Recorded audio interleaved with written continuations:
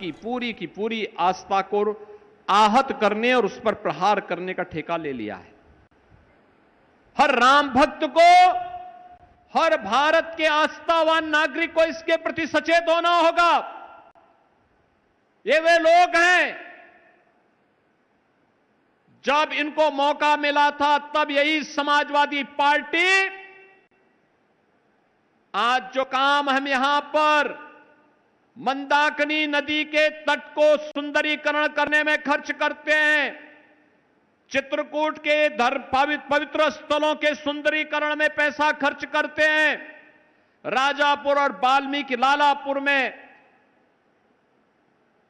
महर्षि वाल्मीकि और संत तुलसीदास जी के जन्मभूमि के सुंदरीकरण में जो पैसा खर्च करते हैं, यही पैसा तो समाजवादी पार्टी कब्रिस्तान के बाउंड्री वॉल के नाम पे खर्च कर देती थी। यानी पैसा आपका, टैक्स आपका, और आप ही की जमीन को कब्रिस्तान के नाम पे दर्ज करवा करके बाउंड्री के नाम पर कब्जा करवाने का काम ये समाजवादी पार्टी करवाती थी। आप याद करिए, वक्फ के नाम पर हजारों एकड़ लैंड कब्जा कर दी गई।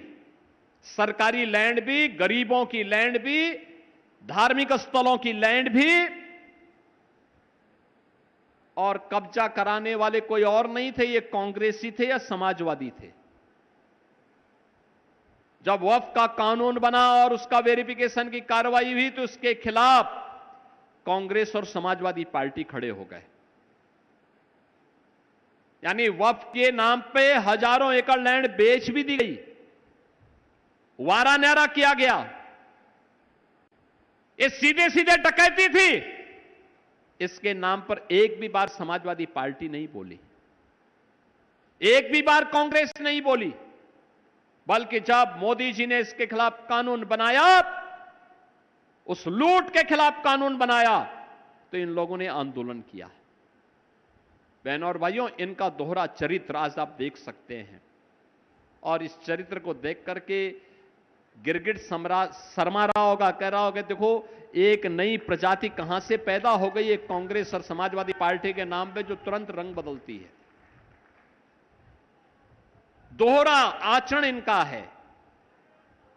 ये दोहरा चरित्र भारत की राजनीति को ही अविश्वसनीय बना रहा है।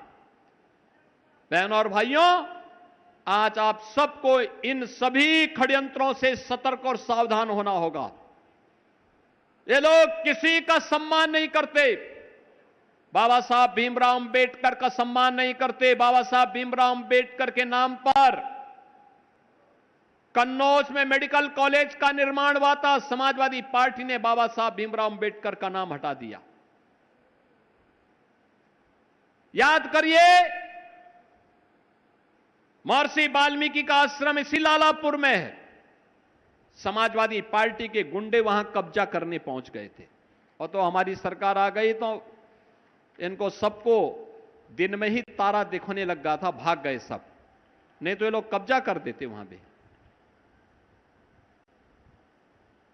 जहां इनको मौका मिलता था, 17 में जब हम लोग आए थे तो मैंने आने के बाद सबसे पहले कहा था, मैंने कहा था जितने भी लोगों ने सरकारी जमीन को या गरीबों की जमीन को या व्यापारियों की जमीनों पर कब्जा किया है, अगले 24 घंटे के अंदर खाली कर लेंगे।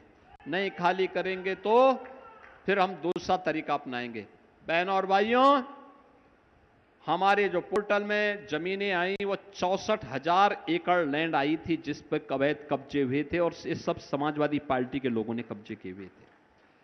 आज वो मुक्त हो चुकी है, उसी में निवेश हो रहा है, उसी में नए विश्वविद्यालय बन रहे हैं, मेडिकल कॉलेजेस बन रहे हैं, निवेश आ रहा है, नौजवानों को नौकरी और रोजगार प्राप्त हो रहा है।